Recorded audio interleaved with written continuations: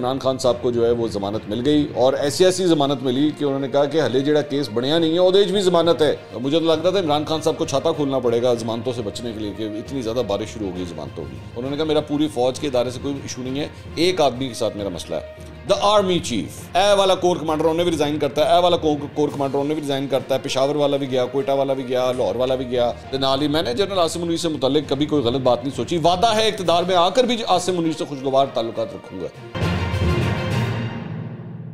अस्सलाम वालेकुम नाज़रीन, मैं हूं मंसूर अली खान। अपने डिजिटल चैनल के ऊपर आपको खुश आमदीद कहूँगा। नाज़रीन, पिछले 24 घंटे में हमने सिर्फ अपना एक वीलॉग किया, एक वीडियो सिर्फ रिलीज़ की। कुछ मसरूफियात थी कल रात को, गैर सियासी मसरूफियात थी। ये मत समझिएगा कि कोई सियासी मसरूफियात थी या प्रोफेशनल मसरूफियात थी, कुछ ज़ाती मसरूफियात थी जिसकी वजह से एक वीडियो मैं नहीं कर सका।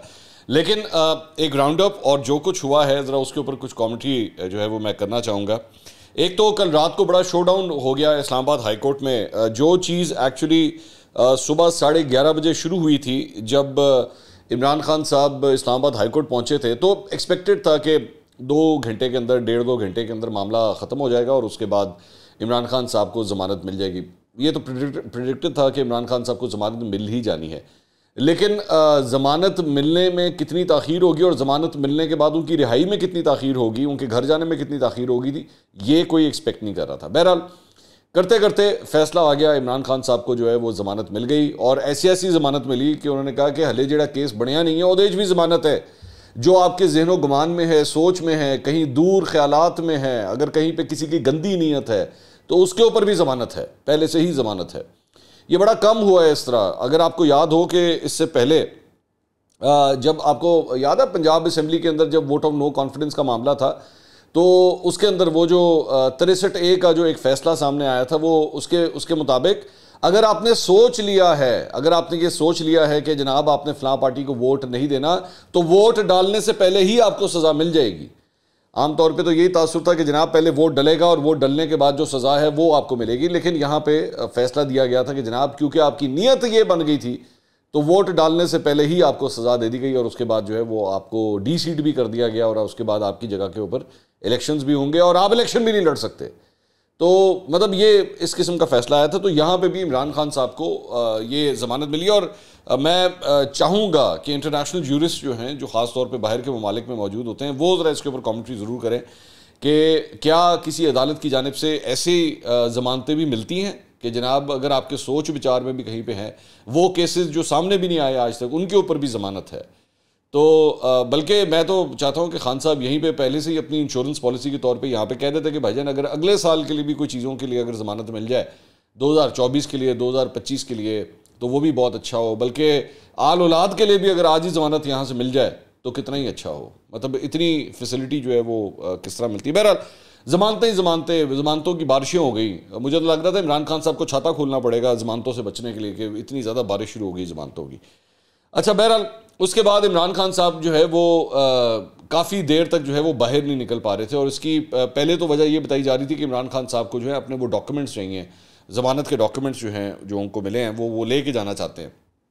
उसके बाद इशू आ गया सिक्योरिटी का कि जनाब सिक्योरिटी क्लियरेंस नहीं मिल रही और इसकी वजह ये बताई गई थी कि कोर्ट के आसपास जो है वो 2 मुख्तलिफ मुकामात के ऊपर फायरिंग की आवाज़ जो है वो सुनी गई और सिक्योरिटी जो है वो काफ़ी सेंसिटिव हो गई थी, जिसकी वजह से इमरान खान साहब को रोका गया था। अब वहीं पे ऐसी बातें भी स्टार्ट हो गई कि शायद रेंजर्स जो हैं उन्होंने आके कोर्ट का जो है वो मुहासरा कर लिया है और जैसे ही इमरान खान साहब बाहर आएंगे तो रेंजर्स मोस्ट प्रॉब्ली शायद उनको अरेस्ट भी कर लें। जियो के ऊपर एक्चुअली ये खबरें चलना शुरू हुई कि DIG ऑपरेशंस जो हैं वो लाहौर से आए हुए हैं, पंजाब पुलिस से ताल्लुक़ रखने वाले वो वहाँ से आए हुए हैं और शायद किसी और केस में इमरान खान साहब को ये जो कवर मिला है, ये तो चलें इस्लामाबाद हाई कोर्ट की तरफ से इस्लामाबाद की हदूद के हवाले से मिला है ना, तो कहीं पंजाब पुलिस जो है वो इमरान खान साहब को गिरफ़्तार करने के लिए आई हुई और शायद उनको गिरफ़्तार कर लिया जाएगा। तो बहरहाल वो गिरफ़्तारी नहीं हुई अल्टीमेटली। उसके बाद इमरान खान साहब जो है वहाँ से चले गए और निकल के पहले तो ये सोचा जा रहा था कि शायद वो बनी गाला जाएंगे, लेकिन वो बनी गाला नहीं गए क्योंकि ये भी इस शक का इजहार किया जा रहा था कि शायद वो अब पंजाब की हदूद में वापस ना जाएं, इस्लामाबाद की हदूद में रहें।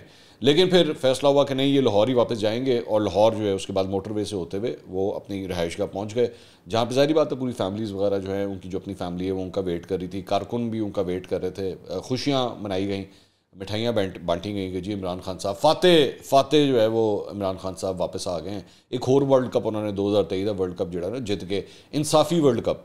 ये इंसाफ़ी अब आपकी मर्ज़ी है, आप इसको सियासी इंसाफ़ी समझना चाहते हैं या कानूनी इंसाफ़ी समझना चाहते हैं, लेकिन एक और वर्ल्ड कप जीत के वापस आ गए।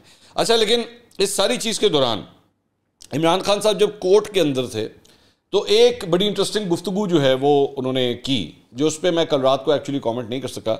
उन्होंने एक इंटरनेशनल न्यूज़ एजेंसी से गुफ्तगू करते हुए उनसे सवाल किया गया। मैं ज़रा सबसे पहले इंग्लिश में आपको शेयर कर लेता हूँ, उसके बाद मैं उसको खुद ट्रांसलेट करता हूँ। और उसमें उन्होंने कहा जी, it seems that it's you versus the security agencies, कि लग ये रहा है कि आपका और फौज का जो है ये आप आमना सामना हो गया।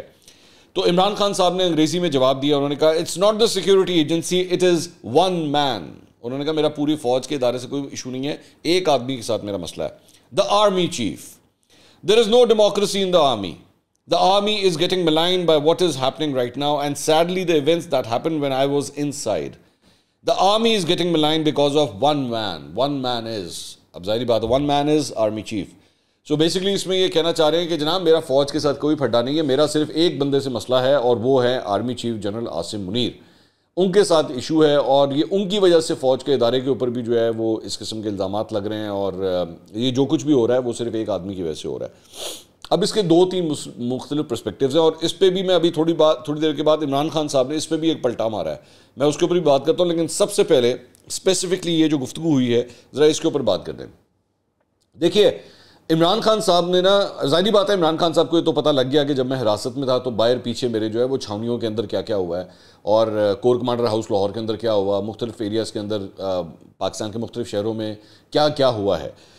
अब उनको इस बात को वो प्रमोट करना चाहेंगे कि एक्चुअली फ़ौज के पूरे इदारे को साइड पे किया जाए और आसिम मुनीर साहब को जो है वो यहाँ पे रखा जाए, क्योंकि आसिम मुनीर, जनरल आसिम मुनीर की बेसिकली फ़ौज के अंदर जो है वो डिविजन्स का तासुर दिया जाए और उनसे कहा जाए कि एक्चुअल प्रॉब्लम एरिया जो है वो आसिम मुनीर साहब हैं। अब पूरे के पूरे फ़ौज के अंदर जो है ये मेरी नज़र में इट्सेल्फ एक डिविजन्स क्रिएट करने की एक कोशिश है, क्योंकि मैंने पिछले 2 दिन के अंदर ये देखा कि पिछले 2 दिन के अंदर मुख्तलिफ किस्म के र्यूमर्स जो हैं वो सर्कुलेट किए गए। ए वाला कोर कमांडर उन्होंने भी रिज़ाइन करता है, ए वाला कोर कमांडर उन्होंने भी रिज़ाइन करता है, पेशावर वाला भी गया, कोयटा वाला भी गया, लाहौर वाला भी गया, फैसलाबाद वाला भी गया। सबके बारे में जो है वो इस किस्म के बड़े व्हाट्सएप के ऊपर मैसेजेस, जी ये भी रिज़ाइन, वो भी रिज़ाइन, ये भी रिज़ाइन, वो भी रिज़ाइन।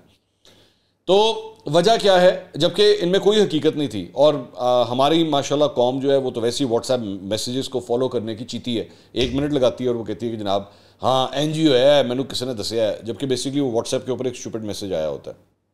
तो अब इमरान खान साहब ने ना इस एंट्री को देख लिया, इस सुराख को देख लिया कि मैंने यहाँ से एंट्री मारनी है, और अब मैंने जो है वो बेसिकली कहना है कि जी मसला आर्मी चीफ का है। आर्मी चीफ को अगर आप साइड पे कर दें तो फिर मसाइल जो है वो हल हो सकते हैं। अच्छा, लेकिन इंटरेस्टिंग बात, अच्छा फिर दूसरी इसके अंदर एक और एंगल ये भी है कि इस बात से भी क्लियर हो जाता है कि ये वड्डे जेडे तुसी एंटी इस्टैब्लिशमेंट बनते हो ना कि जी हम एंटी इस्टैब्लिशमेंट बन गए हैं और फौज को अपनी हदूद में रखना है, तो ये करना है, वो करना है। ये एंटी इस्टैब्लिशमेंट वाला चक्कर नहीं है। ये अगर किसी के ज़हन में है कि जनाब वो फ़ौज की हदूद व क़यूद जो है उसको फोकस करने के लिए ये सब कुछ हो रहा है कि जनाब ये अपनी हदूद में रहे, ये मामला नहीं है। ये बेसिकली आर्मी चीफ को अपनी हदूद में रखने की ये कोशिश है, बाकी कोई मसला नहीं। आज आप फॉर एग्जांपल, मैं 1 मिनट के लिए एग्जांपल दूं, आज आप जनरल आसिम मुनीर की जगह के ऊपर जनरल फैज़ को बना दें आर्मी चीफ, या इनके 1-2 और जो जनरल्स हैं जो अभी भी सर्विंग जनरल्स हैं, अगर आप उनमें से किसी को आर्मी चीफ बना दें तो फिर इनको कोई प्रॉब्लम नहीं होगी। उन्होंने फिर भावें फौज डंडा चलाए, भावें फौज जो मर्जी करे, फिर इनको कोई प्रॉब्लम नहीं होगी, सब कुछ ठीक हो जाएगा।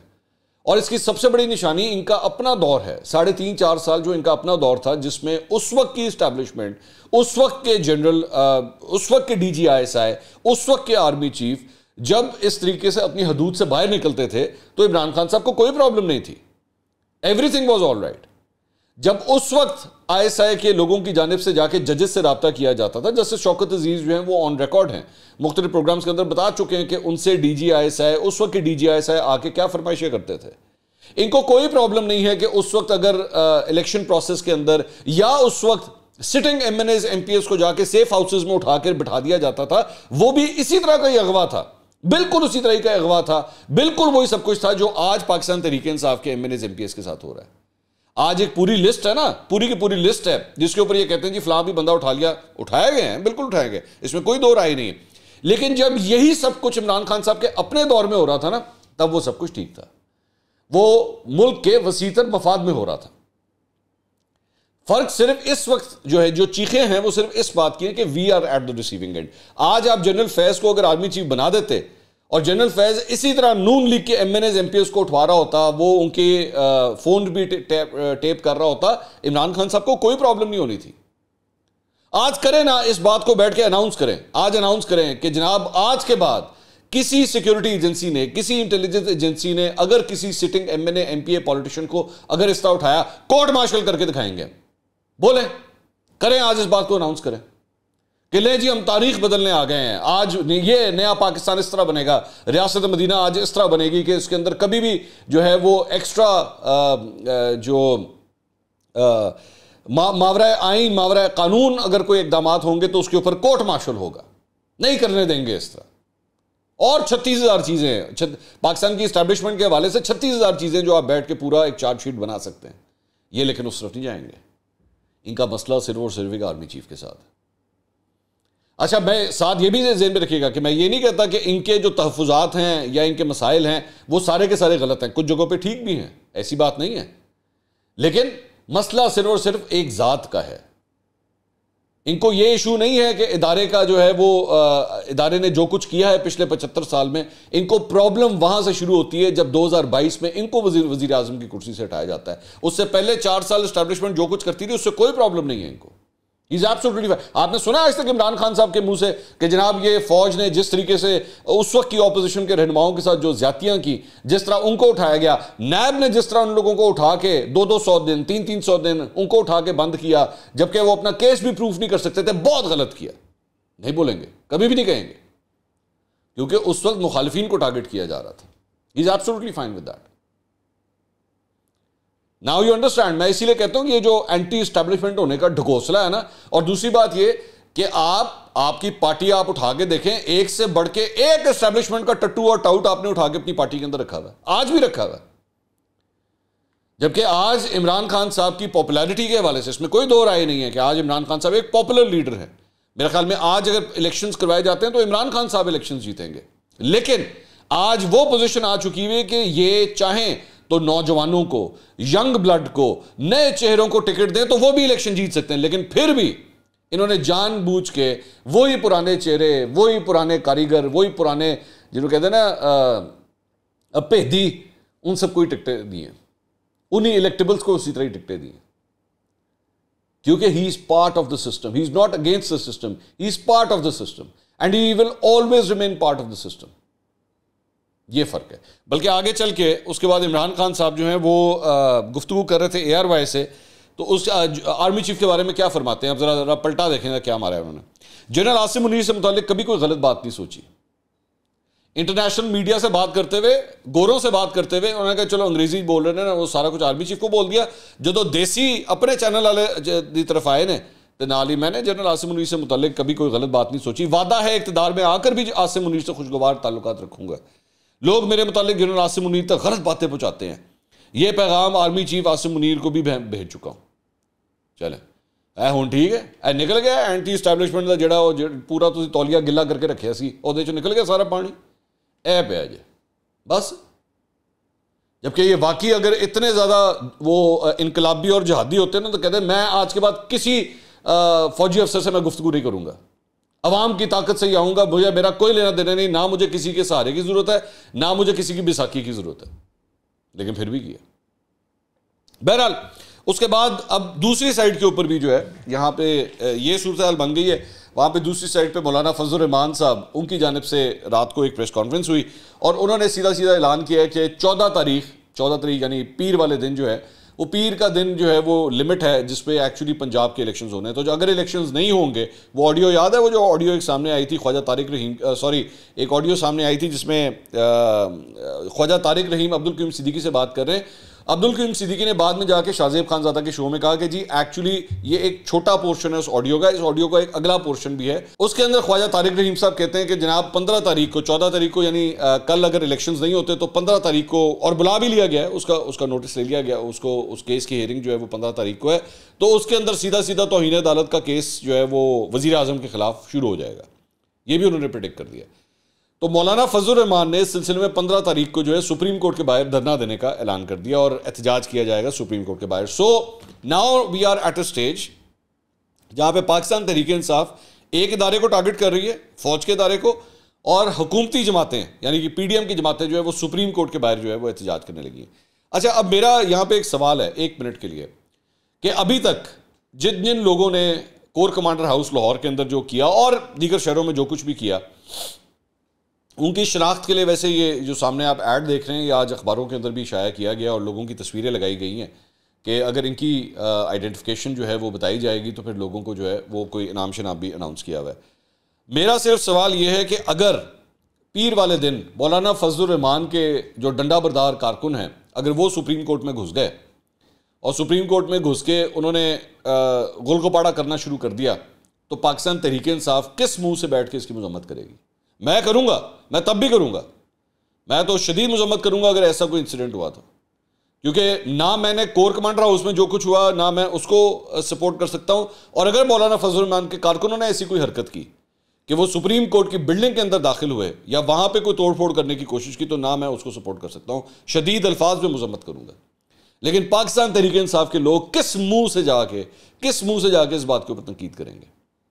क्योंकि आइन और कानून की धज्जियां तो आपने भी उड़ा के रख दी। आपने वो करके दिखा दिया पिछले 75 साल में जो आज तक नहीं हो सका था। हमारा दुश्मन मुल्क जिसके साथ आप 3 जंगें लड़ चुके हैं, 65, 71, 99, उनके साथ जंगें लड़ चुके हैं, वो लाहौर के कोर कमांडर हाउस तक नहीं पहुंच सके, दाखिल नहीं हो सके अंदर। आपके कारकुनों ने ये सब कुछ करके दिखा दिया। तो लेट्स सी अब उसके अंदर क्या। वैसे मौलाना फजलुर रहमान को इस बात का ध्यान रखना चाहिए कि ऐसी कोई हरकत नहीं होनी चाहिए। मैं ये पहले से मैं बात करूं। दूसरी बात, ये एक और जो डेवलपमेंट हुई है, डॉक्टर यास्मीन राशिद को आज कोर्ट की जानिब से जो है रिहा करने का हुक्म दिया गया है, उनको भी गिरफ्तार किया गया था। दूसरा, इमरान रियाज खान के बारे में अभी तक कोई मालूमात नहीं पता लग रही। कोर्ट ने उनके बारे में भी अहकामात कल दे दिए थे कि उनको रिहा कर दिया जाए, लेकिन उनके बारे में भी कोई मालूमात सामने नहीं आ रही। इसके अलावा कल रात को ओरिया मकबूल जान साहब को अब उनके घर से उठा लिया गया, गिरफ्तारी किया गया नॉर्मली। अच्छा, I was the first person from the media जिसको ये इन्फॉर्मेशन मिली, क्योंकि उनकी फैमिली में से किसी ने मुझसे रब्ता किया और मुझे बताया कि जी ये हुआ है, और अभी 5 मिनट हुए हैं, 5-10 मिनट हुए हैं, ये सब कुछ हुआ है। तो मैंने कहा जी अभी तक आप लोगों ने इसको इन्फॉर्म किया? उन्होंने कहा जी हमने किसी को इन्फॉर्म नहीं किया। तो मैंने सबसे पहले इस सिलसिले में एक ट्वीट की और मैंने उसके अंदर लिखा कि senior journalist Orya Maqbool Jan has been picked up from his house. और जाहिर बात है मेरी इत्तला के मुताबिक उनके अपने चैनल को भी इस बात का नहीं पता था, जहाँ पे वो काम करते हैं उनके चैनल को भी तब तक की इन्फॉर्मेशन नहीं थी। उसके बाद मैंने उनकी फैमिली को एक रिकमेंड भी किया, एक लॉयर भी, कि जी आप इनको एंगेज करें, ये जाके पिटिशन करें और ताकि उनकी रिकवरी हो ओरिया साहब की। लेकिन एक चीज़ जो हुई, जो मेरी उस ट्वीट के नीचे बहुत से लोगों ने एक्चुअली जवाब दिया, और वो ज़्यादातर लोग जो हैं वो या तो ओरिया मकबूल जान साहब को पसंद नहीं करते या उनका ताल्लुक जो है वो मतलब एंटी पीटीआई सोच से है। और उन्होंने मेरे ऊपर एतराज़ इस बात के ऊपर किया कि जी आपने ओरिया मकबूल जान साहब को सीनियर जर्नलिस्ट क्यों लिखा है। बहुत से लोगों ने बात कही, मेरे उसमें से ज़्यादातर जो है वो जर्नलिस्ट कम्युनिटी से भी हैं, जिन्होंने कहा जी आपने ओरिया मकबूल जान को सीनियर जर्नलिस्ट क्यों लिखा है। मैं उसकी आपको वजह बता देता हूँ। देखिए, मैंने अपनी आंखों के सामने ना पिछले 4, 5, 6 साल के अंदर, ख़ास तौर पे जब से पाकिस्तान तहरीक इंसाफ की जानिब से ये हरकतें शुरू हुई हैं, मैंने अपनी सोसाइटी को तो पोलराइज होते बहुत देखा है, मैंने अपनी फील्ड को भी पोलराइज होते बहुत देखा है। सहाफ़ी वर्सेस सहाफ़ी, एंकर वर्सेस एंकर, ठीक है।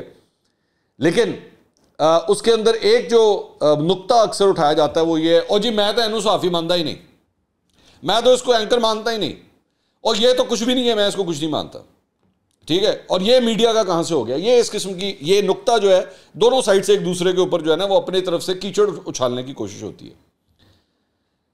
ओरिया मकबूल जान साहब सीनियर जर्नलिस्ट हैं या नहीं हैं, बड़ी माजरत के साथ, और मुझे पता है हो सकता है उन लोगों को ये बात बहुत बुरी लगे, उसके लिए उनको ना आपके सर्टिफिकेट की ज़रूरत है ना मेरे सर्टिफिकेट की ज़रूरत है, सिंपल इज दैट। हमारे ऊपर भी जाहिर बात है मेरी बातें जिन लोगों को पसंद नहीं आती वो मेरे बारे में भी कहते होंगे ओ सी मंसूर अली खान को जर्नलिस्ट नहीं मानते। मंसूर अली खान को आपके सर्टिफिकेट की जरूरत नहीं है, बड़ी माजरत के साथ। आपके पास दुनिया जहां की ताकत होगी, दुनिया जहां का पैसा होगा, लेकिन ये इख्तियार आपके पास नहीं है कि आप मंसूर अली खान को सर्टिफिकेट दें कि भाईजान ताड़ी मेहरबानी मैंने वो सर्टिफिकेट दे दो कि मैं साफ़ी हाँ या नहीं, है ना? ऐसा ही है ना, आपको चाहे कितना ही बुरा क्यों ना लगता हो, लेकिन ये राइट आपके पास नहीं है। ठीक है, तो इसी तरह औरिया मकबूल जान साहब भी जर्नलिस्ट हैं या नहीं है, ये इख्तियार, ये सर्टिफिकेट आपके पास नहीं है। दिली दिल में आप 100 दफ़ा कहें, वो आपका हक है, वो आप 100 दफ़ा गए आपके मैनू बड़ा भैड़ा लगता है, मैनू बुरा लगता है, मैनू शक्ल बुरी लगती है, मैं नहीं साफ़ी मानता, मैं नहीं जर्नलिस्ट मानता, आपका राइट है, आप अपनी हदूद के अंदर 100 दफ़ा करें। लेकिन मेरा ये पॉइंट ये आता है कि भाई अगर एक शख्स अपने आप को कह रहा है कि मैं जर्नलिस्ट हूं, I don't have a problem with that, क्योंकि उसको मेरे सर्टिफिकेट की जरूरत नहीं है। मैं उसकी 99% बातों से शायद डिसएग्री करूंगा, लेकिन मैं ये बात भी जानता हूं कि उसको मेरे सर्टिफिकेट की जरूरत नहीं है। ठीक है, अगर एक एक्टर या एक्ट्रेस फॉर एग्जांपल फिल्म में काम करती है करता है और वो कहता है कि जनाब मैं एक्टर हूं, और चाहे दुनिया जहां का पैड़ा तरीन एक्टर हो, उसको एक्टिंग करनी भी ना आती हो, लेकिन आप क्या कह सकते हैं भाई उसकी मर्जी है वो। हाँ, ऐसे प्रोफेशनल जिसमें लाइसेंस इशू होता है, लाइक डॉक्टर हो गया, इंजीनियर हो गया, आर्किटेक्ट हो गया, फौजी अफसर हो गया, पायलट हो गया, इन चीज़ों के लिए लाइसेंस इशू किए जाते हैं। तो मेरी नज़र में जब तक पाकिस्तान के अंदर जर्नलिस्ट के लिए लाइसेंस इशूइंग अथॉरिटी कोई नहीं बनती, तो माजरत के साथ मुझे अगले की डेफिनेशन के मुताबिक या उसकी अपनी ब्रांडिंग के मुताबिक के साथ ही मुझे चलना पड़ेगा। कि वो कह रहे हैं मैं सीनियर सहाफ़ी हूं, तो भाई मैं कहूंगा वो सीनियर सहाफ़ी, मुझे क्या फ़र्क पड़ता है। हाँ, अलबत्ता वैसे मेरी ये राय ज़रूर है, ये मैं समझता हूं, मेरी ये राय ज़रूर है कि पाकिस्तान में सहाफ़ियों के लिए भी एक ऐसी अथॉरिटी बननी चाहिए जिससे ये वाकई फ़र्क जो है वो पता लग सके कि कौन जर्नलिस्ट है या कौन नहीं। आप उनके टेस्ट लें, आप उनके एथिकल बैकग्राउंड को चेक करें, हर चीज़ उनके एजुकेशन को चेक करें, उनके एक्सपीरियंस को चेक करें। यहाँ पे हकीकत है कि ऐसे ऐसे एंकर्स हैं जिन्होंने ज़िंदगी में कभी रिपोर्टिंग नहीं की हुई, या वो सीधा ही आके स्टूडियो के अंदर ही बैठे और उन्होंने काम शुरू कर दिया। हकीकत है कि आप उनको जर्नलिस्ट मानेंगे या नहीं मानेंगे, ऑब्वियसली मैं दोबारा यही डेफिनेशन में आपके ऊपर छोड़ता हूं, लेकिन आप अपनी इस डेफिनेशन को अगले के ऊपर थोप नहीं सकते, चाहे आपको अगला कितना ही बुरा क्यों ना लगता हो। तो now I hope you understand. और दूसरी बात ये, माजरत के साथ, एक शख्स को उसके घर से उठा के ले गए हैं, ठीक है, उनकी फैमिली एक डिस्ट्रेस के अंदर है, and you want to debate with me this point कि क्या वो सीनियर जर्नलिस्ट है या नहीं है। Is that the point to debate right now? एक आदमी फॉर एग्जाम्पल उसके घर में कोई फौतगी हो गई है, कोई मर्ग हो गई है, वो फौतगी और मर्ग या किसी गम के मौके के ऊपर जाके आप ये इस बात के ऊपर बहस करते हैं, और पायन ए बंदे ने 3 साल पहले ए वाली हरकत की थी, 6 साल पहले हरकत की थी, तो बंदा कहता है यार छोड़े, हम इस वक्त एक फैमिली मुश्किल के अंदर है, आप ये बैठ के डिबेट करेंगे, ये डिस्कस करेंगे बैठ के। तो औरिया मकबूल जान साहब के हवाले से मेरी उनकी बातों से हो सकता है मैं डिसएग्री करूं, लेकिन आई वॉन्ट टू से दिस थिंग कि ये सहाफ़ियों को और इस तरह लोगों को उठा के ले जाना, I am sorry, I can not support this, even though I disagree with Imran Riaz Khan, I disagree with Orya Maqbool Jan, I disagree with Aftab Iqbal sahab. उनकी रिकवरी वैसे हो गई है, वो भी उनको कोर्ट से रिलीफ मिला है, आई डिसएग्री विद देम, लेकिन आई एम सॉरी, मैं अपनी मुखालफत में ये नहीं कह सकता कि हाँ जी इनको चुक के ले जाओ और मारो, इनको छितर मारो और कोई फर्क नहीं पड़ता। This is not done, this is not the lawful Pakistan जिसका ख्वाब मेरे आंखों में है, या जो मैं सोचता हूं कि मेरा मुल्क ऐसा होगा। अगली वीडियो में दोबारा आपसे मुलाकात होगी। अल्लाह हाफिज़।